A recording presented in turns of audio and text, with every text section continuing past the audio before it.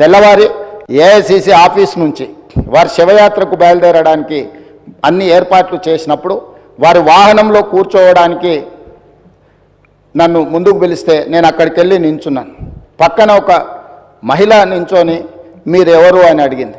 నేను వారిని ఎవరో సహజంగా అక్కడికి వచ్చిన వారికి నివాళులు అర్పించడానికి వచ్చిన వాళ్ళు ఎవరో అనుకొని చాలా క్యాజువల్గా మాట్లాడాను అధ్యక్ష. కాసేపు అయినాక మాట్లాడితే వారు మన్మోహన్ సింగ్ గారి రెండవ కుమార్తె. అంటే ఎంత సింపుల్గా ఎంత నిరాడంబరంగా వారి రెండవ కుమార్తె అక్కడ నించోవడం అనేది ఆ కుటుంబం యొక్క నిరాడంబరత.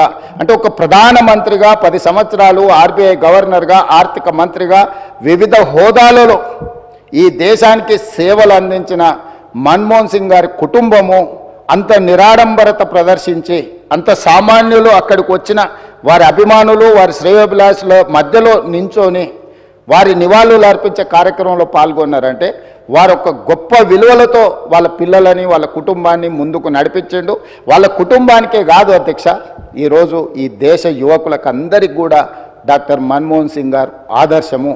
వారి ఆదర్శాలను తీసుకొని వారి మేధోశక్తిని మన యువత అందిపుచ్చుకొని వారు ఇచ్చిన అవకాశాలను మనం ఈరోజు ప్రపంచానికి సేవలను అందించే ప్రపంచాన్నే శాసించే స్థాయికి ఈరోజు మన దేశం ఆర్థికంగా నిలబడ్డది అధ్యక్ష.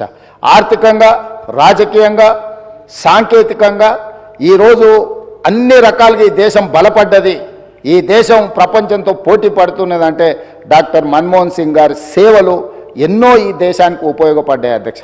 అలాంటి గొప్ప నాయకుడిని కోల్పోయిన సందర్భంగా ఈరోజు తెలంగాణ శాసనసభ తమరి నాయకత్వంలో ఒకరోజు సమావేశాలను ఏర్పాటు చేసి రాజకీయాలకు అతీతంగా ఎన్ని విషయాలలో మనకు భిన్న అభిప్రాయాలు ఉన్నా ఈ దేశంలో ఉండే 140 కోట్ల ప్రజలకు అన్ని రాజకీయ పార్టీలు, అన్ని సంఘాలు, ఆర్ఎస్ఎస్ నుంచి ఆర్ఎస్యు వరకు, కమ్యూనిస్టుల నుంచి ఈరోజు మిగతా రాజకీయ పార్టీల వరకు ఎవరిని తీసుకున్నా ఈరోజు మన్మోహన్ సింగ్ గారి పట్ల ఏకాభిప్రాయమే వ్యక్తం చేయాల్సిన సందర్భం అధ్యక్ష.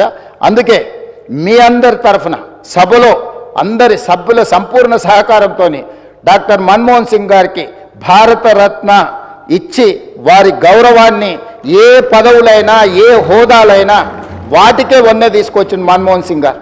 అందుకే ఈరోజు వారికి భారతరత్న ఇవ్వాలని తమరి ముందు ఈ సభలో సభ్యులందరి ఆమోదం కోరుతూ ఈ తీర్మానాన్ని ప్రవేశపెట్టిన.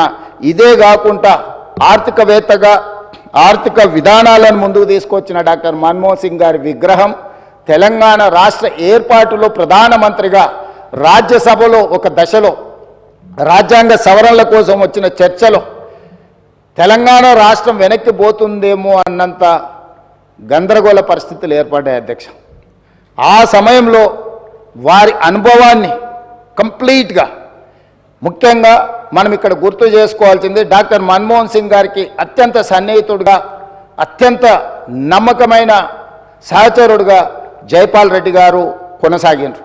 జైపాల్ రెడ్డి గారు ఆ రోజు మన్మోహన్ సింగ్ గారితో మాట్లాడి సమన్వయపరిచి రాజ్యసభలో ఆ సవరణలకు అవసరమైన స్టేట్మెంట్ ప్రధానమంత్రికి వెళ్ళి రాజ్యసభలో వారి స్టేట్మెంట్ ఇవ్వడం జరిగింది. రాజ్యాంగ సవరణకు తిరిగి లోక్సభకు పంపాల్సిన పరిస్థితుల నుంచి ఆ క్లిష్టమైన పరిస్థితిలో వ్యూహాత్మకంగా చతురతతో డాక్టర్ మన్మోహన్ సింగ్ గారు రాజ్యసభలో వెళ్ళి ప్రకటన చేయడంతో ఈరోజు మన సర్వస్వతంత్ర తెలంగాణ రాష్ట్రంగా మనం ఏర్పడడమే కాకుండా 10 సంవత్సరాలు పూర్తి చేసుకొని తెలంగాణ రాష్ట్రంలో మనం పరిపాలన కొనసాగిస్తున్నాం.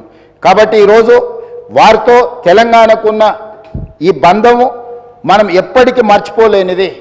కాబట్టి ఈరోజు తమరి అనుమతితోటి ఫైనాన్షియల్ డిస్ట్రిక్ట్లో ఒక మంచి ప్లేస్లో డాక్టర్ మన్మోహన్ సింగ్ గారి విగ్రహావిష్కరణ చేసుకోవడం ద్వారా శాశ్వతంగా మనము వారి వర్ధంతులు, జయంతులు, వారి జ్ఞాపకాలు శాశ్వతంగా తెలంగాణ ప్రజల గుండెల్లో పదిలమై ఉండే విధంగా ఇంకేదైనా సలహా సూచనలు ఎవరైనా ఇచ్చినా కూడా ఒక మంచి ప్రాంతంలో మాజీ ప్రధానమంత్రి డాక్టర్ మన్మోహన్ సింగ్ గారి విగ్రహాన్ని ప్రజలందరూ గుర్తుపెట్టుకునే విధంగా, ప్రజలందరూ వారిని స్ఫూర్తి తీసుకునే విధంగా, ఎక్కువగా ప్రజలు ఎక్కడైతే మమేకమవుతుంటారో కలుస్తుంటారో ఆ ప్రాంతంలో డాక్టర్ మన్మోహన్ సింగ్ గారి విగ్రహం ఉంటే మనందరికీ స్ఫూర్తి నింపిన వాడవుతారు. కాబట్టి ఈ సభలో ఒక నిర్ణయం తీసుకొని ఏ ప్రాంతంలో ఎక్కడ పెడితే బాగుంటుందో మనం తర్వాత అయినా చర్చించుకుందాం. కాకపోతే తెలంగాణ గడ్డ మీద డాక్టర్ మన్మోహన్ సింగ్ గారి విగ్రహం పెట్టుకోవడం అనేది సముచితమైన నిర్ణయం అని నేను భావిస్తున్నా. దానికి కూడా ఈ సభ ద్వారా ఆమోదం తెలపాల్సిందిగా సభ్యులందరినీ కోరుకుంటూ మీ దగ్గర సెలవు తీసుకుంటున్నాను అధ్యక్ష. ధన్యవాదాలు.